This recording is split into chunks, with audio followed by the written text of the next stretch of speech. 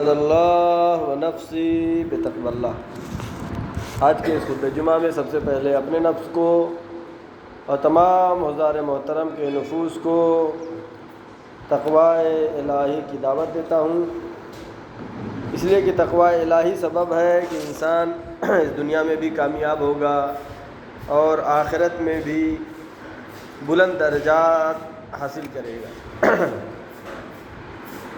تقوی الہی کا مطلب یہ ہے کہ ہمیشہ خوف خدا ہونا، کبھی بھی غافل نہیں ہونا، اس لیے کہ خدا وہ ہے جو ہمارا عقیدہ ہے کہ وہ دیکھتا ہے ہمارے ہر عمل پر، اس کی نگاہ ہے اور ہمارے تمام اعمال ثبت ہوتے ہیں۔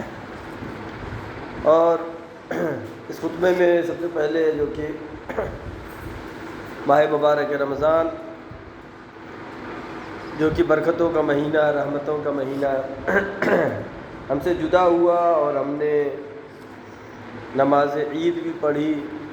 البتہ اس کا مطلب یہ نہیں ہے کہ ماہ رمضان ختم ہو گیا اور عید کی نماز پڑھ لیا تو اب جو ہے مسجد سے دور ہو گئے، عبادتوں سے دور ہو جائے، نہیں، بلکہ عید ہے لفظ عود یعنی پلٹنا، اللہ کی طرف پلٹ کر آنا، شیطان کے راستوں کو چھوڑ کر کے آنا، گناہوں کو چھوڑ کے آنا، حرام چیزوں سے بچنا، واجبات کو انجام دینا، یعنی پچھلے عید سے پہلے ماہ رمضان ہے، رمضان میں عبادتوں کا خاص مہینہ ہے، اور پھر جو ہماری پریکٹس ہے اس کو باقی رکھنا ہے، نہ یہ کہ جو ہے ماہ رمضان ختم ہو گیا تو اب جو پہلے جو حالات تھے ویسے ہی واپس چلے جائے، نہیں، بلکہ ضرورت اس بات کی ہے کہ اپنی روح کی ترقی کے لیے، اپنی معنویت کو بڑھانے کے لیے، قرب خدا حاصل کرنے کے لیے وہ کوشش اسی طریقے سے جاری و ساری رہے۔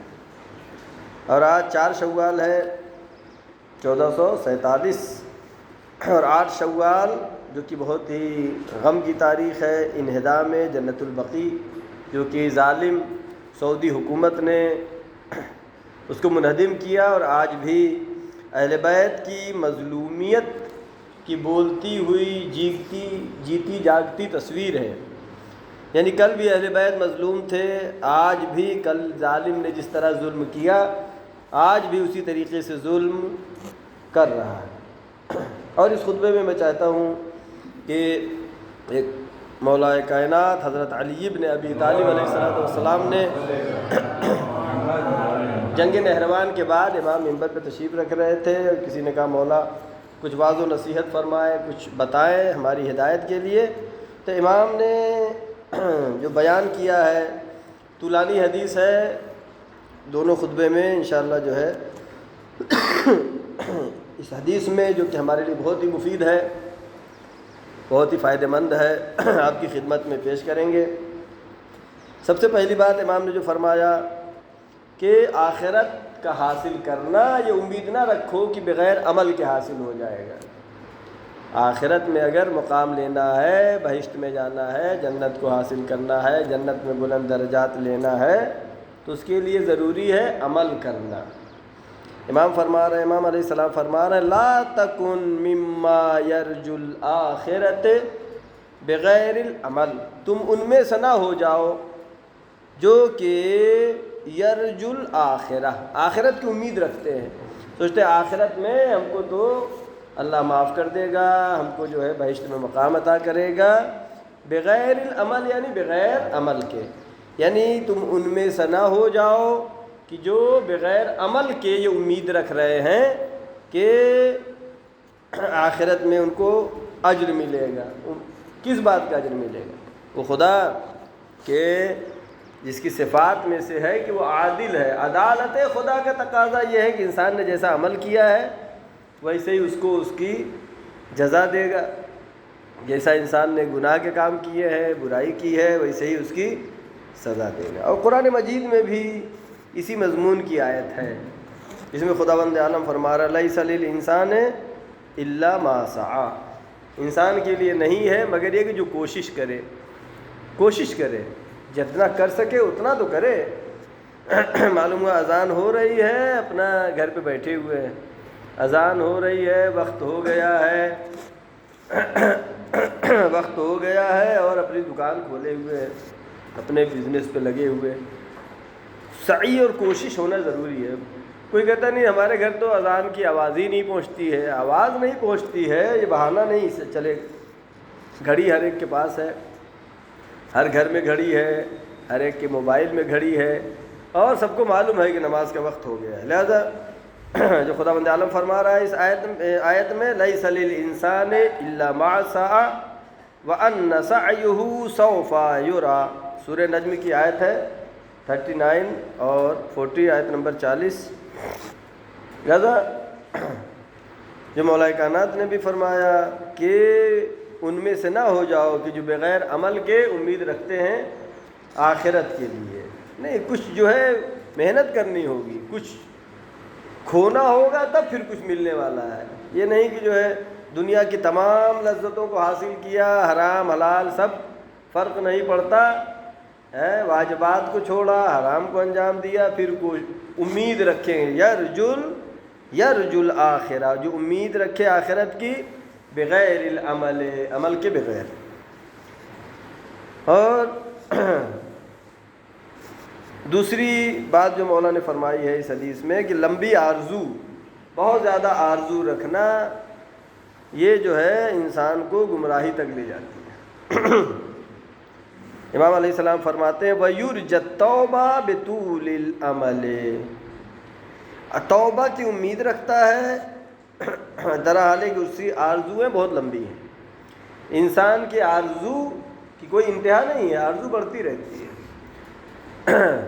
پہلے سائیکل تھی، سائیکل بھی نہیں تھی، سائیکل ہو گئی، تب آرزو بڑھی کہ موٹر سائیکل ہو جائے، موٹر سائیکل ہو گئی تو اور آرزو بڑھی کہ کار ہو جائے، کار ہو گئی تو اور آرزو بڑھی کہ اچھی والی کار ہو، اب وہ بھی اگر ہو گیا تو پھر آرزو بڑھی کہ ہیلی کاپٹر ہو جائے ہمارے پاس، وہ بھی ہو گیا تو آگے آرزو بڑھی کہ ہوائی جہاز ہمارے پاس۔ آرزو انسان کی کبھی ختم ہونے والی نہیں۔ لہٰذا تمام بہت ساری حدیثیں ہیں جس میں بہت لمبی آرزو کرنے سے منع کیا گیا ہے۔ وَيُرْجَ التَّوْبَةَ بِطُولِ الْعَمَلِ، لمبی آرزویں رکھ کر کے توبہ کی امید رکھے،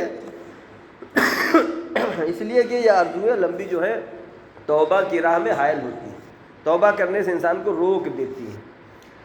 معلوم ہوا کہ وہ جو انسان حرام پیسہ کما رہا ہے، سود کا پیسہ لے رہا ہے، آرزویں اس کی بڑھ رہی ہیں تو توبہ بھی نہیں کر سکتا، چھوڑ ہی نہیں سکتا اسے۔ لہذا جو ہے ضروری ہے کہ آرزو جو ہے طولانی نہیں ہونا چاہیے، آرزو ہونا چاہیے جائز آرزو ہے، ورنہ جو ہے انسان گمراہی میں پڑ سکتا ہے۔ اور اس سلسلے میں ایک اور دوسری حدیث ہے جس میں خود مولا کائنات حضرت علی ابن ابی طالب علیہ السلام فرما رہے ہیں وَإِن فَارَقْتَ سَيِّئَةً فَعَجِّلْ مَحْوِهَا بِالتَّوْبَةِ، انسان ہے، خطا کار ہے، انسان کی پیدائش ہی ایسی ہے کہ خود انسان کے نفس میں دو نفس ہیں، ایک نفس لوامہ ہے، دوسرے نفس امارہ ہے۔ ایک نفس ہے جو برائی سے روکتا ہے، ملامت کرتا ہے کہ گناہ مت کرو، تم نے کیوں ستایا، تم نے کیوں یہ ظلم کیا، تم نے یہ کیوں گناہ کیا، تم نے یہ نیچا کام کیوں کیا۔ ایک نفس امارہ ہے جو گناہوں کی طرف کھینچتا ہے۔ یہ تو اندر خود انسان کے دل میں ہی دو ہی حصے ہیں نفس، ایک جو ہے برائی کی طرف کھینچتا ہے، ایک اچھائی کی طرف، بیچ میں انسان ہے۔ پھر باہر سے ادھر شیطانی طاقتیں ہیں جو انسان کو گناہ کی طرف کھینچتی ہیں، ادھر رحمانی طاقتیں۔ لہذا گناہ تو انسان سے ہو جاتا ہے۔ امام علیہ السلام کیا فرما رہے ہیں وَإِن فَارَقْتَ سَيِّئَةً، اگر تم سے گناہ ہو گیا ہے فَعَجِّلْ مَحْوِهَا بِالتَّوْبَةِ، توبہ کے ذریعے اس کو پاک کر دو، توبہ کر کے فوراً اس کو صاف کر دو۔ اور پھر امام علیہ السلام اس حدیث میں جو کہ میں نے اس کے شروع سے بیان کیا، دنیا پرست ہونا انسان کو، کہ دنیا پرستی سے بچو۔ دنیا پرستی جو ہے انسان کو گمراہ کر دیتی ہے۔ یقول فی الدنیا بقول الزاہدین، یہ انسان ایسا ہوتا ہے، اس سے بچو کہ یقول فی الدنیا بقول الزاہدین، کہ تمہارا قول جو ہے زاہدوں جیسا ہو، نیک لوگوں جیسا ہو، بات کرتے ہو بہت اچھی اچھی باتیں کرتے ہو، بات کرتے ہو بالکل مومنین اور متقی اور پرہیزگار والی، وَيَعْمَلُ فِيهَا بِعَمَلِ الرَّاغِبِينَ، لیکن باتیں تمہاری وہ عمل کیا ہوتا ہے؟ عمل وہ ہے جو کہ جس میں حب دنیا بھری ہوئی ہے، دنیا کی لالچ بھری ہوئی ہے، یعنی بات جو ہے زاہدوں جیسی اور عمل جو ہے دنیا پرستوں جیسا۔ امام علیہ السلام فرما رہا ہے اس سے بچو، یہ خطرناک ہے۔ اور قرآن مجید میں بھی اس سلسلے میں یہ آیت ہے کہ بسم اللہ الرحمن الرحیم، یا ایھا الذین آمنوا لم تقولون ما لا تفعلون، اے ایمان لانے والو وہ نہ کہو جو خود نہیں کرتے ہو، یعنی خود نماز نہیں پڑھتے ہو، دوسرے سے کہہ رہے ہو نماز پڑھو، تو اثر ہی نہیں ہوگا۔ پہلے خود پڑھو پھر دوسرے سے کہو۔ خود غیبت کر رہے ہیں، دوسروں سے کہہ رہے غیبت نہ کرو۔ خود جو ہے روزہ نہیں رکھ رہے، دوسرے سے پوچھ رہے روزہ رکھا ہے کہ نہیں۔ پہلے روزہ خود رکھو پھر دوسرے سے کہو کہ رکھو۔ لہذا اولاد کی تربیت میں بھی یہ اہم ہے، جو والدین بجائے اس کے کہ زبان سے ان سے کہیں کہ نماز پڑھو، روزہ رکھو، قرآن پڑھو، کہنے کی ضرورت نہیں ہے۔ اگر یہ خود پڑھے، اگر یہ خود سے جو ہے قرآن پڑھنے کے لیے بیٹھ جائے تو بچوں پہ اس کا اثر ہوتا ہے، اس کا زیادہ اثر ہوتا ہے۔ منہ سے کہنے زیادہ، آیت کیا کہہ رہی ہے؟ اے ایمان لانے والو لم تقولون ما لا تفعلون، وہ مت کہو جو تم خود بھی انجام نہیں دیتے ہو، پہلے انجام دو پھر اس کا اثر ہوگا۔ کبر مقتا عند اللہ ان تقولوا ما لا تفعلون۔ اور آگے جو ہے مولا کائنات اسی حدیث میں فرما رہا ہے قناعت ہونا چاہیے انسان کے اندر۔ قناعت کیسی ہونا چاہیے؟ وَإِنْ أُوتِيَ مِنْهَا لَمْ يَشْبَعْ وَإِنْ مُنِعَ مِنْهَا لَمْ يَقْنَعْ، اگر اس کو جو ہے مل جائے، وَإِنْ أُوتِيَ مِنْهَا لَمْ يَشْبَعْ، اگر اس کو عطا کر دیا جائے، اس کو جو ہے جو چیز چاہ رہا ہے وہ مل جائے تو اس پہ قانع نہیں ہوتا کہ اور ہو جائے اور ہو جائے اور ہو جائے، قناعت کے خلاف ہوتا۔ وَإِنْ مُنِعَ مِنْهَا لَمْ يَقْنَعْ، اگر اس سے منع کر دیا جائے، وہ چیز اس کو نہ ملے تو اس پہ دنیا کے پیچھے جو ہے گر جاتا ہے، ذلیل ہو جاتا ہے اس کو حاصل کرنے کے لیے۔ لہٰذا جو ہے امام نے جو فرمایا کہ اگر نہیں ملے تو اس پہ صبر کرو، اور مل جائے تو پھر اس پر خدا کا شکر ادا کرو۔ یہ نہیں کہ جو مل گیا اس پہ شکر کرنے کے بجائے اور کے چکر میں شکر ادا کرنا بھی انسان بھول جائے۔ لہٰذا شکر خدا، شکر منعم واجب ہے۔ جس نے نعمت دیا ہے اس کا شکریہ ادا کرنا لازم ہے۔ لہذا شکریہ اگر انسان ادا کرے گا خدا کا تو پھر وہ اور ترقی کرے گا، آگے بڑھے گا۔ اور اگر اس نے جو ہے شکریہ ادا نہیں کیا، دنیا کے لالچ میں اس کے پیچھے دوڑتا رہا، تو پھر جو اللہ نے نعمتیں دی ہیں اس سے وہ سلب ہو جاتی ہیں۔ یہ وقتی طور پر انسان کے امتحان کے لیے ہوتا ہے۔ اور اس سلسلے میں چھٹے امام حضرت جعفر صادق علیہ السلام امام علیہ السلام فرماتے ہیں مثل الدنیا کمثل ماء البحر، دنیا کی مثال ہے سمندر کے پانی جیسی۔ بھائی پیاس بجھانے کے لیے میٹھا پانی ہم ڈھونڈتے ہیں، اس کو پیتے ہیں، اس سے پیاس بجھتی ہے، لیکن سمندر کا پانی سے پیاس نہیں بجھتی ہے۔ امام علیہ السلام فرما رہے ہیں مثل الدنیا کمثل ماء البحر، دنیا کی مثال سمندر کے پانی جیسی ہے۔ کل ما شرب منہ العطشان ازداد عطشا، جتنا بھی پینے والا اس کا پانی پیاسا جو ہے وہ پانی پیے گا، اس کی پیاس بڑھتی ہی چلی جاتی ہے، اس کی پیاس بڑھتی ہوئی۔ خوشحال وہ ہے جس کے اندر قناعت ہے، یہ نہیں کہ کیا نہیں ہے وہ دیکھے۔ اگر کیا نہیں ہے وہ دیکھے گا تو انسان کبھی بھی خوشحال نہیں رہ سکتا ہے۔ آرزویں انسان کی طولانی ہے، کیا ہے ہمارے پاس وہ دیکھ کر کے انسان کو خدا کا شکر ادا کرنا چاہیے، وہی انسان خوشحال رہ سکتا ہے۔ اگر انسان چاہتا ہے خوشحال اور بہترین زندگی اچھی گزارے تو اس کو یہ دیکھنا ہے کہ ہمارے پاس کیا ہے، یہ نہیں دیکھنا ہے کہ کیا نہیں ہے۔ کیا نہیں ہے میں تو بہت چیزیں ہیں، زمین آسمان چاند سورج سب ہمارے اختیار میں نہیں ہے۔ پوری دنیا کی حکومت مل جائے پھر بھی کیا انسان کی آرزویں ختم نہیں ہوتی۔ لہذا یہاں پر امام علیہ السلام جو فرما رہے ہیں کہ دنیا کی مثال کیسی ہے، سمندر کے پانی جیسی ہے کہ پیاسا جس طرح اس کو پیتا جاتا ہے، شرب منہ العطشان ازداد عطشا حتی یقتلہ، یہاں تک کہ وہ انسان مر جاتا ہے، پانی پی پی کے مر جاتا ہے۔ یعنی دنیا کی مثال کیسی ہوگی؟ امام نے فرمایا سمندر کے پانی جیسی، یعنی جس طرح اس کو آپ آگے لینا چاہیں گے، آگے بڑھیں گے، آرزوئیں انسان کی لمبی ہیں، کبھی ختم ہونے والی نہیں ہے۔ کیا ہے شعر؟ انسان کے خواہشوں کی کوئی انتہا نہیں، 2 گز زمین بھی چاہیے، 2 گز کفن کے بعد ہے، کفن بھی لے رہا پھر زمین بھی چاہیے۔ یہ تو شاعر نے کہا ہے۔ بہرحال چاہیے کہ قناعت ہونا چاہیے، جو ہمیں ملا ہے اس پہ خوش ہونا چاہیے، جو نہیں ملا ہے اس کے اوپر صبر ہونا چاہیے اور کوشش کرنا چاہیے، نہ کہ جو ہے۔ اور اس میں 5ویں مرحلے میں جو امام علیہ السلام فرماتے ہیں کہ انسان کے اندر حرص اور لالچ نہیں ہونا چاہیے۔ یعجز عن شکر ما اوتیا ویبتغی زیادتا فما بقیا۔ نعمتیں جو اس کو ملی ہیں، یعجز عن شکر ما اوتیا، جو اللہ نے اس کو دی ہیں نعمتیں، وہ اس کا تو شکریہ ہی نہیں ادا کر پا رہا ہے۔ جتنی ابھی دی ہیں، کیا ہم اس کا شکریہ ادا کر پا رہے ہیں؟ نہیں ادا کر پا رہے ہیں۔ جیسا کہ روایات میں ہے کہ ایک سانس جو ہم لے رہے ہیں یہ بھی ایک نعمت، سانس جو ہوا ہم باہر نکال رہے ہیں یہ بھی ایک نعمت۔ لہٰذا ہم اللہ کا شکریہ کیسے ادا کر سکتے؟ اسی سانس ہی میں تو شکریہ ادا کرتے ہیں۔ لہٰذا کوشش کرنا چاہیے۔ کیا امام علیہ السلام نے فرمایا یعجز عن شکر ما اوتیا، جو اللہ نے عطا کیا ہے، جو ملا ہے، اس کو شکریہ کرنے سے عاجز ہے۔ ویبتغی زیادۃ فما بقیا، جو باقی ہے وہ چاہتا ہے کہ اس کو بھی حاصل کرے۔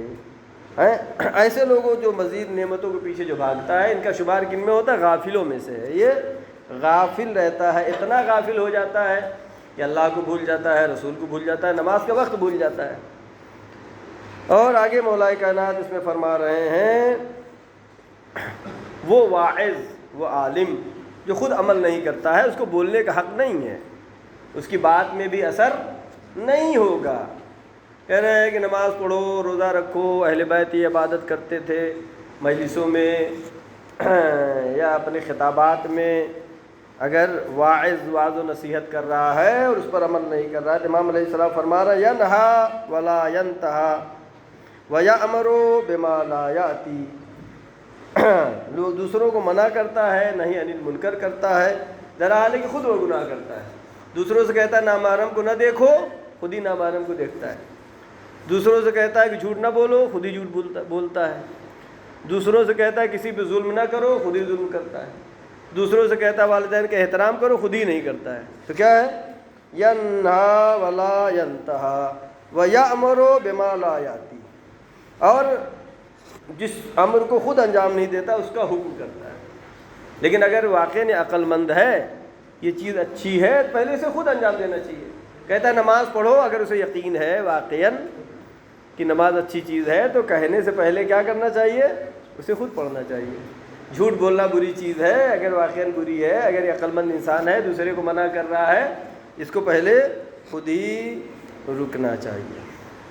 ہے تو قرآن مجید میں بھی اس سلسلے میں ایک آیت ہے جو سورہ بقرہ کی آیت نمبر 44 میں خداوند عالم فرما رہا اتامرون الناس بالبر وتنسون انفسکم، کیا تم لوگوں کو حکم دیتے ہو نیکی کی، وتنسون انفسکم، اپنے ہی کو بھول جاتے ہو۔ لوگوں کو نیکی، لوگوں کو غصہ نہیں ہونا چاہیے، خود ہی غصہ ہو رہے ہیں۔ لوگوں سے کہو کہ بھائی کار خیر میں شرکت کرنا چاہیے، اچھا کام کرنا چاہیے، ثواب حاصل کرنا چاہیے، اور خود اس میں آگے نہ بڑھے۔ تأمرون الناس بالبر وتنسون انفسکم وانتم تتلون الکتاب، اور تم اللہ کی کتاب قرآن مجید کی تلاوت کرتے ہو۔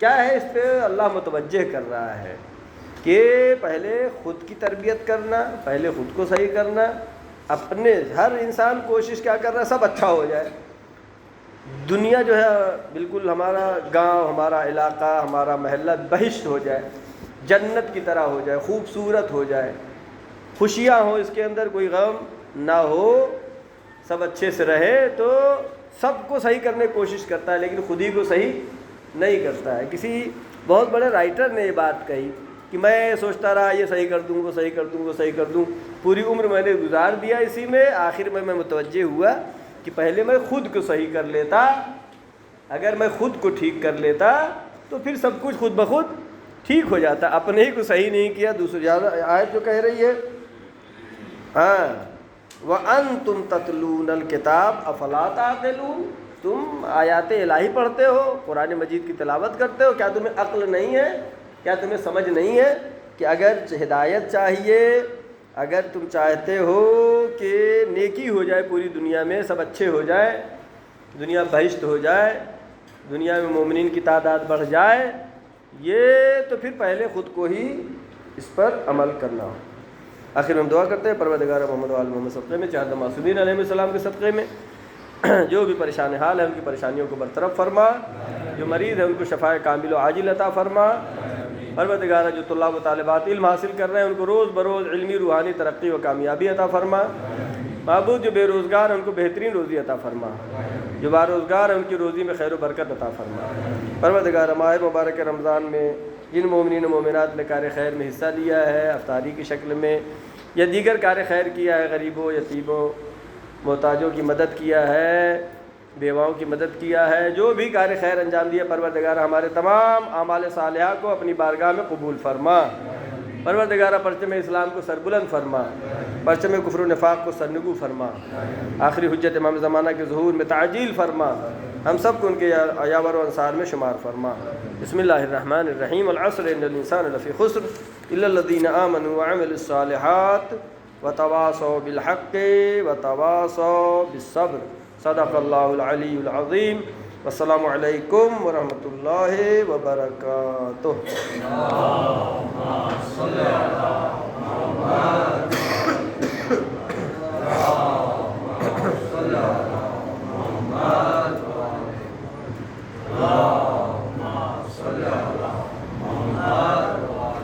السلام علیکم ورحمۃ اللہ وبرکاتہ۔ اعوذ باللہ من الشیطان اللعین الرجیم، بسم اللہ الرحمن الرحیم۔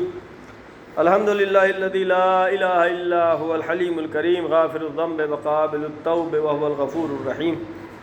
سبحان من سبقت رحمته على غضبه وبسط اليدي بالرحمة، سبحان من لا يزداد الا جودا وكرما، نشهد ان لا اله الا الله وحده لا شريك له، ونشهد أن محمدا عبده ورسوله، ونشهد أن عليا أمير المؤمنين ووصي رسول الله وخليفته بلا فاصل، اللهم صل وسلم وزد وبارك على سيد المرسلين خاتم النبيين أبي القاسم محمد، اللهم صل وسلم وزد وبارك على سيدة نساء العالمين فاطمة الزهراء بنت رسول الله، اللهم صل وسلم على قائد الغر المحجلين أمير المؤمنين علي بن أبي طالب، اللهم صل وسلم على الحسن المجتبى وعلى الحسين الشهيد بكربلاء وعلى علي بن الحسين زين العابدين وعلى محمد بن علي باقر العلوم الأولين والآخرين وعلى جعفر بن محمد الصادق وعلى موسى بن جعفر الكاظم وعلى علي بن موسى الرضا وعلى محمد بن علي التقي وعلى علي بن محمد النقي وعلى حسن بن علي العسكري وعلى قائدنا ومولانا صاحب العصر والزمان خادم الكفر والفسوق والعصیان، اوصیکم عباد اللہ ونفسی بتقوی اللہ۔ سب سے پہلے اپنے نفس کو، پھر تمام عزار محترم کے نفوس کو تقوی الہی کی دعوت دیتا ہوں۔ اور گزشتہ خطبے میں مولا کائنات حضرت علی بن ابی طالب علیہ السلام جو حدیث ہم نے پیش کیا، اسی کے آگے کی مراحل کہ امام علیہ السلام نے جو حکم دیا ہے اس میں کیا تھا؟ لمبی آرزوئیں نہیں ہونا چاہیے، دنیا پرست ہم کو نہیں ہونا چاہیے، آخرت بغیر عمل کے حاصل نہیں ہو سکتا ہے، قناعت ہونا چاہیے، حرص اور لالچ نہیں ہونا چاہیے، اور خاص کر واعظ اور عالم کو چاہیے کہ وہ خود عمل کرتا ہو۔ اگر وہ خود عمل نہیں کرتا تو اس کی باتوں کا بھی اثر نہیں ہوگا۔ اور اسی حدیث میں مولا فرما رہے ہیں آگے، جس میں امام علیہ السلام فرما رہے ہیں کہ اچھوں سے محبت کرتا ہے لیکن اچھائی سے دوری کرتا ہے، اچھوں سے محبت لیکن اچھائی سے دوری، یہ ہمارے لیے بالکل صدق کرتی ہے۔ یعنی ہم کن کو ماننے والے ہیں؟ جو سب سے اچھے ہیں، جو جن کے لیے اللہ نے آیہ تطہیر نازل کیا، آیہ مباہلہ ہے، وہ اہل بیت کے ہم ماننے والے ہیں۔ سب سے اچھے لوگ، اتنے اچھے لوگوں کو ہم ماننے والے ہیں کہ جن کے اندر دشمن بھی کوئی برائی آج تک نہیں نکال سکا۔ آج تک ہم معصومین علیہ السلام چونکہ معصوم ہیں، یہاں تک کہ قاتل جو معصومین کا ہے وہ بھی ان کے اندر برائی نہیں نکال سکا۔ لہذا امام علیہ السلام جو فرما رہے ہیں اچھوں سے محبت، یحب الصالحین ویعمل عملہم، یحب الصالحین ولا یعمل عملہم، صالحین سے محبت کرتا ہے لیکن جو عمل وہ کرتے ہیں، جو کام وہ کرتے ہیں، خود نہیں کرتا ہے۔ کہتے محبت کرتے ہیں، ان کے کام سے محبت نہیں کرتا۔ وَيُبْغِضُ الْمُذْنِبِينَ، گنہگاروں کو، ظالموں سے وہ بغض رکھتا ہے، دشمنی رکھتا ہے۔ وَهُوَ أَحَدُهُمْ، درحال ہے کہ وہ خود انہی میں سے ہے۔ یعنی اگر ہم ظلم کے خلاف بولتے ہیں، جنہوں نے اہل بیت کا حق غصب کیا ہے، ہم ان کو بولتے ہیں، ان کو لعنت بھیجتے ہیں، تو ہماری اب کیا ذمہ داری بنتی ہے کہ ہم پھر کسی کا کوئی حق غصب نہ کریں۔ اگر ہم بھی وہی کام کر دے جو اہل بیت کے دشمنوں نے کیا ہے تو پھر کوئی فائدہ نہیں ہوا۔ وہ امام علیہ السلام یہی فرما رہے ہیں، یحب الصالحین ولا یعمل عملہم، صالحین سے محبت کرتا ہے لیکن ان کا عمل نہیں کرتا ہے، ویسا عمل نہیں کرتا۔ ویبغض المذنبین، اور آگے جو ہے بہت طولانی حدیث ہے، بہرحال یہیں پہ اکتفا کریں گے۔ اور چونکہ گزشتہ خطبے میں بھی میں نے بیان کیا کہ ابھی جو ہے ہم نے عید منائی، اور عید جو ہے ایسا نہیں کہ عید منانے کا مطلب یہ خوشی منا لیا، رمضان میں روزہ رکھ لیا، ختم ہو گیا، نہیں، بلکہ اللہ کی طرف پلٹ کے آنے کی خوشی ہے۔ یعنی اگر ہم نماز جماعت میں شرکت نہیں کرتے تھے تو اب عید کے بعد ہمیں اور شرکت کرنا ہے، تاکید کے ساتھ وقت نکال کر کے۔ اگر جو ہے اعمال صالحہ انجام نہیں دیتے تھے تو ہماری ذمہ داری بڑھ جاتی ہے کہ نیک کام اور زیادہ سے زیادہ کریں، اچھے کاموں میں حصہ لیں۔ ایسا نہیں کہ بس صرف ماہ رمضان گزر گیا، عید منا لیا، نماز پڑھ لیا۔ ہمیں اپنا محاسبہ کرنا ہوگا کہ آیا ہماری توحید جیسی تھی اس سے زیادہ مضبوط ہوئی کہ ویسی ہے؟ ہماری توحید مضبوط ہوئی یا نہیں؟ اگر ہمارے اندر انا کا بت ہے، غرور ہے، یہ میں بڑا خطرناک ہے۔ میں اور انا، تکبر و غرور، یہ انسان کو شکست دے دیتا ہے۔ جس کے اندر بھی غرور آیا، اللہ جو ہے غرور کو پسند نہیں کرتا۔ لہذا آیا ہمارے اندر غرور و گھمنڈ و تکبر ہے یا ہم نے ختم کر لیا ہے؟ اگر ختم کر لیا تو ٹھیک ہے، کہتے میں کہتا ہوں اس لیے ہونا چاہیے، کہ عقل کہتی ہے نہیں کہ عقل کیا کہتی ہے ہونا چاہیے، نہیں، میں کہتا ہوں اس لیے۔ میں جو ہے یہ بہت خطرناک ہے، اس سے بچنے کی ضرورت ہے۔ اور احکام نماز جماعت کے سلسلے میں ایک جو ہے حکم شرعی جو ہے اس کو بیان کرنا ضروری سمجھتا ہوں کہ اگر ماموم جو ہے، جسے نماز جمعہ ہو رہی ہے، جمعہ کے لیے نماز جمعہ میں اگر ماموم دوسری رکعت میں پہنچتا ہے، پہلی رکعت میں پہنچ گیا رکوع سے اٹھنے سے پہلے، تو رکعت اس کی ہو جائے گی، دوسری رکعت پڑھ لے گا، ساتھ ہی میں ہو جائے گی۔ لیکن اب یہاں پر اگر دوسری رکعت میں پہنچا ہے تو دو حال سے خالی نہیں، یا وہ امام جماعت کے رکوع میں جانے سے پہلے آیا ہے، یا وہ امام جماعت کے رکوع میں جانے سے، جس جماعت میں ہوتا ہے، جماعت میں پہنچ جاتے ہیں، ہو جاتی ہے، لیکن جمعہ میں اگر دوسری رکعت میں امام جماعت کے رکوع میں پہنچنے سے پہلے آیا ہے، یا اس وقت آیا ہے جب امام جماعت رکوع میں جا چکا ہے، دونوں میں فرق پایا جاتا ہے۔ کیا ہے؟ یعنی اگر دوسری رکعت کے رکوع میں وہ درک کرتا ہے تو آقا سستانی کے فرمایا رحمۃ اللہ علیہ حفظ اللہ فرماتے ہیں کہ اس کو نماز ظہر پڑھنی پڑے گی. کوئی دوسری رکعت میں آیا نماز جمعہ کی، وہ دیر سے آیا، اتنی دیر سے آیا کہ امام جماعت پوری جماعت جو رکوع میں جا چکی ہے، اس وقت اگر نماز جمعہ میں شامل ہوتا ہے تو اسے چاہیے کہ نماز ظہر بھی احتیاطاً ادا کرے. اور جو آنے والی تاریخ ہے، گزشتہ خطبے پہ بھی میں نے تھوڑا سا بیان کیا کہ 8 شوال جو ہے عید کی 8 تاریخ، آج کتنی ہے؟ 4 ہے، 4 دن بعد 5 6 7 8 تاریخ کو روز انہدام جنت البقیع ہے، جس پہ ہمیں چاہیے کہ اپنے تئی جتنا ہم کر سکتے ہیں. بھائی یہ تو شہر ہے نہیں کہ ہم جائیں گے وہاں کسی بڑے آفس میں جا کے مظاہرہ کریں گے اور اپنا رد عمل ظاہر کریں گے. جو جہاں پہ ہے، جیسے مطلب ایمبیسی ہے بنگلور میں سعودی عرب کی، وہاں جا کے ہمیں مظاہرہ کرنا چاہیے، اپنی باتیں ان تک رکھنا چاہیے کہ یہ شیعوں پر ظلم ہو رہا ہے. لیکن یہاں گاؤں میں ہم کیا کر سکتے ہیں؟ کم سے کم بد دعا تو کر ہی سکتے ہیں گھر میں ہی بیٹھ کے، دشمنوں کے لیے بد دعا تو کر ہی سکتے ہیں. یا جو ہے جو بچے سوشل میڈیا پہ ہیں وہاں پہ اپنی باتیں رکھیں آپ کہ ہم جن کو ماننے والے ہیں. آزادی کا زمانہ ہے، حقوق انسانی کے تنظیمیں ہیں، یہ سب کا بیٹھ کے کیا کر رہی ہیں؟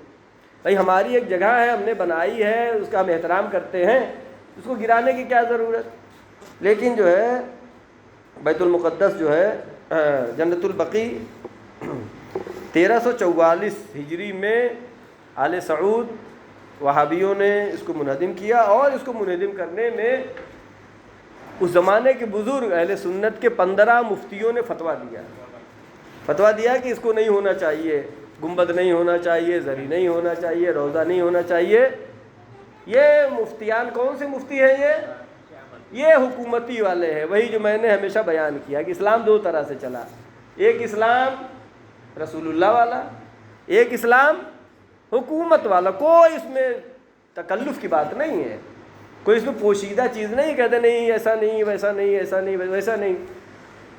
بھائی 2 چیزیں آپ کو نظر آ رہی ہے، ایک طرف اہل بیت ہے جن کو جو ہے قتل کیا جا رہا ہے، زندانوں میں رکھا جا رہا ہے، ایک طرف حکومت ہے. یعنی 2 طرح سے حکومت چلی، ورنہ یہ دونوں متحد ہوتے. اب یہ جو ہے جنت البقیع کو منہدم کیا آل سعود نے، وہابیوں نے 1344 ہجری میں. اور افسوس کی بات یہ کہ صرف یہ ہمارے زمانے میں نہیں بلکہ مظلوم کربلا حضرت امام حسین علیہ السلام امام کے قتل کے لیے بھی اس زمانے کا جو مفتی تھا قاضی شرح یزید نے اس سے فتویٰ لیا کہ یہ خارجی ہیں، ان کا قتل کرنا واجب ہے. یعنی یہ جو حکومتی مفتی جو تھے کل بھی جیسے کام کر رہے تھے آج بھی ویسے ہی کام کر رہے ہیں، آج بھی ویسے ہی کام کر رہے ہیں. کل بھی اسلام کو انہوں نے نقصان پہنچایا، آج بھی نقصان. کل اہل بیت سے انہوں نے دشمنی کیا، آج بھی دشمنی کر رہے ہیں، اور مختلف صورتوں میں ہم کو یہ دکھائی دیتا ہے. لہٰذا ہم اس گھنونی حرکت جو آل سعود کی ہے اظہار نفرت کرتے ہیں اور اظہار بیزاری کرتے ہیں. اور ہماری دعا ہے کہ پروردگارہ جلد سے جلد جنت البقیع کی اور جنت المعلا کی تعمیر وجود میں آئے. پروردگارہ جہاں پہ بھی ظلم ہو رہا ہے پوری دنیا میں، کہیں پر بھی انسانوں پہ اگر ظلم ہو رہا ہے، چاہے کسی بھی مذہب کو ہو، پروردگارہ ظلم کا خاتمہ فرما اور ظالمین کو ان کی سزا دے. اور نماز کے سلسلے میں کہ ایک مسئلہ میں نے جو ہے تھوڑا احساس کیا کل دعائے کمیل کے وقت میں. دعائے کمیل جب ہو رہی تھی تو یہاں پر جوانوں کی تعداد تھی، بزرگان کم تھے یا نہیں تھے، 3 یا 4 لوگ تھے اور سب لوگ چلے گئے تھے. مجھے احساس یہ ہوا کہ شاید مسئلہ شرعی میں لوگوں کو مشکل ہو، مسئلہ شرعی میں. دیکھیے وضو اگر ٹوٹ جائے، وضو کہاں تک ہونا ضروری ہے نماز میں؟ اللہ اکبر آپ نے کہا، نماز پڑھی. واجبات نماز کتنے ہیں؟ 11.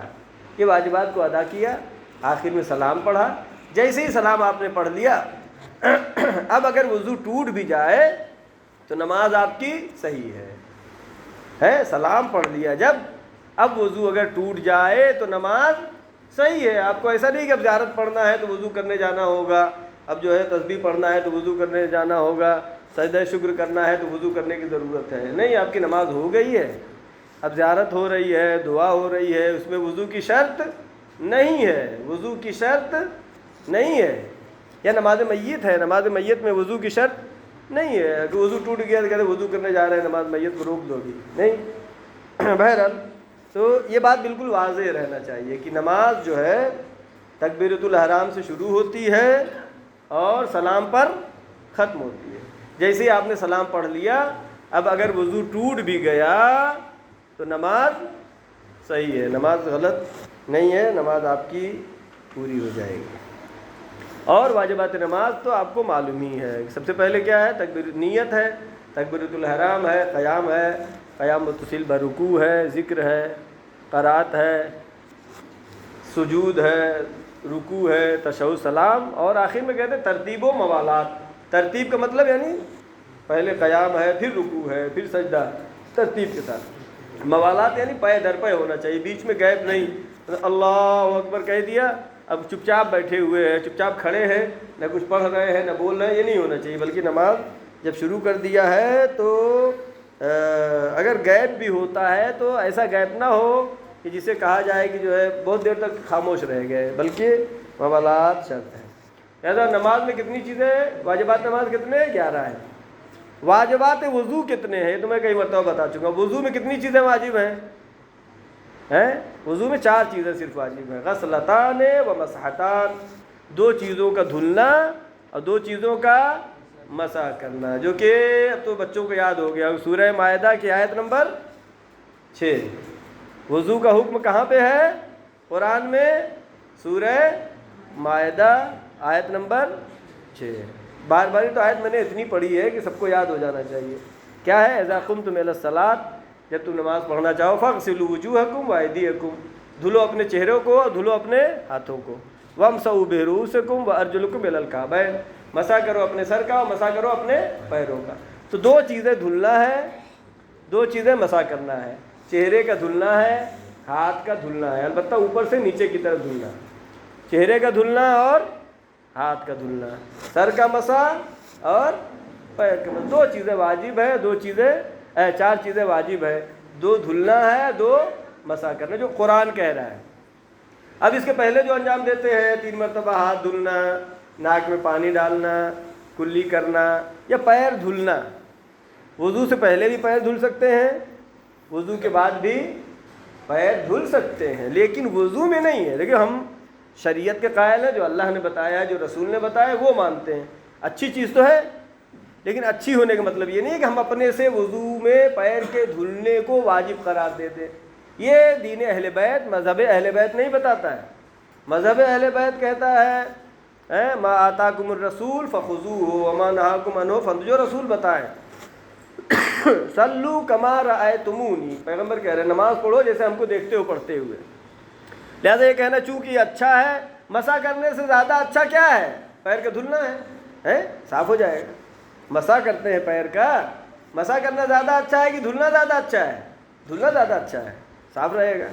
لیکن اپنے سے نہیں کر سکتے یہ اچھا ہے، یعنی اللہ کو نہیں پتہ ہے کیا اچھا ہے کیا نہیں ہے۔ جتنا حکم دیا ہے، الاسلام هو التسلیم، اسلام تسلیم کا نام ہے، جتنا اس نے کہا اتنا ہی کرنا۔ کہا نہیں ہم کو تو اچھا لگتا ہے 2 رکعت کے بجائے 3 رکعت صبح کی پڑھیں گے، اچھا لگنے کی بات نہیں ہے یہاں پہ۔ جو اللہ نے کہا ہے، قرآن میں کہا ہے، جتنا وضو بتایا ہے اتنا ہی کرنا ہے۔ اب اگر ہم نے وضو سے پہلے پیر دھل لیا تو پھر کیا کریں گے؟ ایک وہاں پہ پرابلم ہے، وضو سے پہلے اگر پیر دھل لیا تو اب آپ وضو اس وقت کریں گے کہ جب آپ کا پیر سوکھا ہو، بالکل سوکھا نہیں کہ ایک دم کڑک سوکھا رہے، نہیں، اتنا سوکھا ہو کہ اس پہ جب انگلی آپ پھیر رہے ہیں، بھائی پانی وضو کا ہے ہاتھ میں لگا ہوا، اس کو جب پھیر رہے ہیں تو اس پہ نشان اس کے ہلکے سے آ جائے۔ ایک دم گیلا رہے گا تو نہیں آئے گا، وہ بھی پانی ادھر بھی پانی، نہیں پتہ چلے گا۔ لہذا اگر وضو سے پہلے پیر دھل لیا ہے تو کیا کرنا؟ سکھانا ہے، اپنے پینٹ میں ہی رگڑ کے صاف کر سکتے ہیں، کیسے بھی سکھا لینا ہے، 2-3 منٹ پہلے دھل لے، سوکھا ہونا چاہیے مسح کرنے کے لیے۔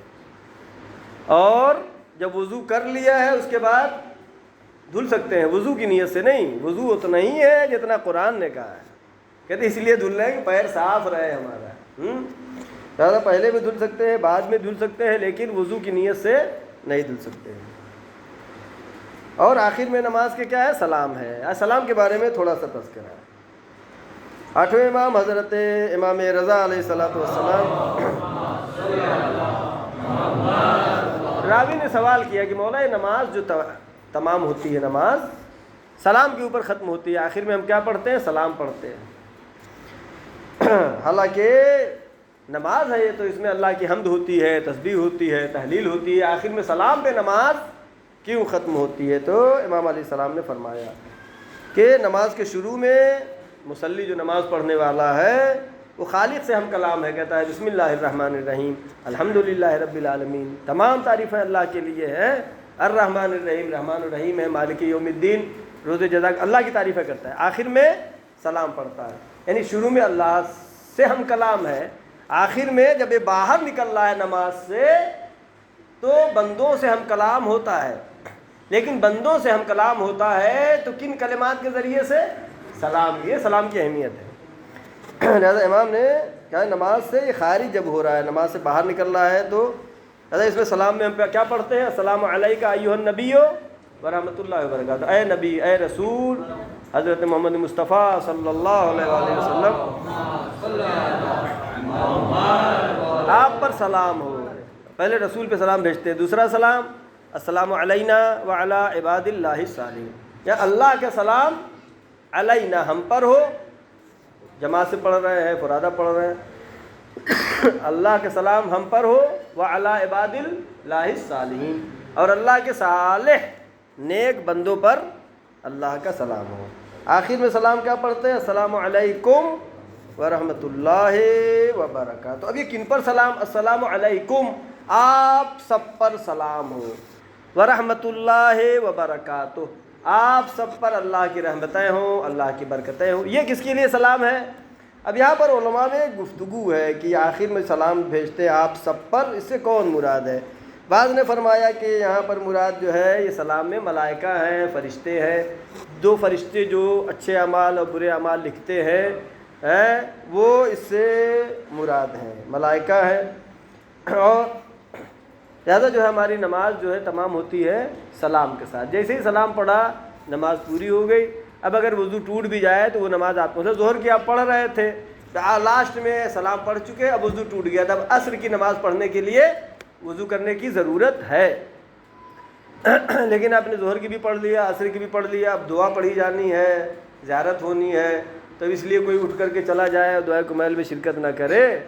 لیکن یہ سب موقع ہمیشہ نہیں آتے ہیں، یہ ہے انسان کی زندگی میں یہ موقع بہت ہی قیمتی موقع ہیں، اس کو جو ہے ہلکے میں نہیں لیجئے کہ بس ہو گئی دعا تو ہو رہی، گاؤں میں تو پڑھی جاتی ہے، ہم سے کیا مطلب، نہیں، ہر ایک کو کوشش کرنا ہے، ہر ایک کو۔ دیکھ بزرگ جو ہمارے بزرگان کو خاص کر، کیوں؟ اس لیے کہ یہ نمونے عمل ہیں، اگر یہ بزرگ نہیں آئیں گے تو بچے کہاں سے سیکھیں گے؟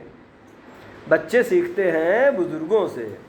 اگر بزرگ جو ہے کہے کہ ہم تو بیمار ہیں، مجبور ہیں، پریشان حال ہیں، کیا ہے کیا، آرام کیجئے دوسرے وقتوں میں، اور دعاؤں میں، نماز میں کثیر تعداد میں شرکت فرمائیں۔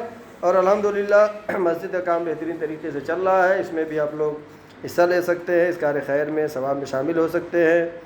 اور عیدگاہ کمیٹی بھی تو آج کل لگتا ہے سست لگ رہی ہے، بہرحال آپ لوگ جو ہے اس میں ہیلپ کریں کمیٹی کی، تاکہ جو ہے بڑا ٹارگیٹ ہمارا ابھی تو چھوٹا سا وہ بنا ہے، اس کی باؤنڈری بننا چاہیے۔ ایسا نہیں کہ امید رکھیں کہیں باہر سے، باہر نہیں، قطرہ قطرہ دریا شبد، اندھا کے اندھا خیل شبد، تھوڑا تھوڑا بہت ہو جاتا ہے، قطرہ قطرہ دریا بن جاتا ہے۔ یہ نہیں سوچیں کہ ہمارا 10 روپیہ 20 روپیہ 100 روپیہ 1000 روپیہ کیا کام کا ہے، نہیں، یہ بہت کام کا ہے، اس کو ہلکا نہیں لیجیے۔ اور عیدگاہ میں جو کلاس روم بن رہے ہیں اس کے لیے جو ہے آپ حضرات حصہ لیں، اور ابھی نماز جمعہ کے بعد جو ہے انجمن کے افراد اس کا چندہ جمع کریں گے، جس کو جتنا دینا ہو وہ لکھا سکتا ہے، اور بعد میں جو انجمن کے لوگ ہیں، جوان ہیں، کاغذ رکھے، پین وغیرہ، ان کا نام لکھے کہ کون کتنا دینا چاہ رہا ہے، وہ نماز جمعہ کے بعد انشاءاللہ اس میں ضرور شرکت فرمائیں۔ اور اس ثواب یہ نہیں دیکھیں کہ ہم کتنا کم ہے زیادہ ہے، آپ کا خلوص کیا ہے وہ اصل ہے، خلوص میں ہی برکت ہے۔ وہ کم پیسے میں بھی کام بڑا ہو جائے گا، ایسے نہیں سوچیں کہ ہم بھی تھوڑا دیں گے تو کیسے ہوگا، نہیں، آپ کا اپنا خلوص جو ہے وہ اصل ہے، لہذا جو ہے اس میں ضرور شرکت کریں اور بچوں کو دینیات کے کلاس میں بھیجیں، اور انشاءاللہ یہ جلدی سے جلدی کلاس روم بن جائے تاکہ اچھے طریقے سے بچوں کی تعلیم ہو سکے۔ آخر میں دعا کرتے ہیں پروردگار محمد و آل محمد صدقے میں، چاہتا معصومین علیہ السلام کے صدقے میں ہمارے تمام طاعت و عبادات کو قبول فرما، پروردگار ہمارے آخرت بخیر فرما، معبود جو بھی پریشان حال ہیں ان کی پریشانیوں کو برطرف فرما، پروردگار جو طلاب و طالبات علم حاصل کر رہے ہیں ان کو روز بروز علمی روحانی ترقی و کامیابی عطا فرما، پروردگار ہمارے جوانوں میں بچوں میں زیادہ سے زیادہ شوق عطا فرما کہ اعلیٰ ترین درجات کے علوم حاصل کر سکیں، پروردگار جو بھی مریض ہیں ان کو شفائے کامل و عاجل عطا فرما، معبود پرچم اسلام کو سربلند فرما، پرچم کفر و نفاق کو سرنگو فرما، پروردگار جہاں جہاں بھی ظلم ہو رہا ہے پروردگار مظلومین کو ظلم سے نجات عطا فرما، پروردگار جنت البقیع جلد سے جلد تعمیر ہو جائے، پروردگار آخری حجت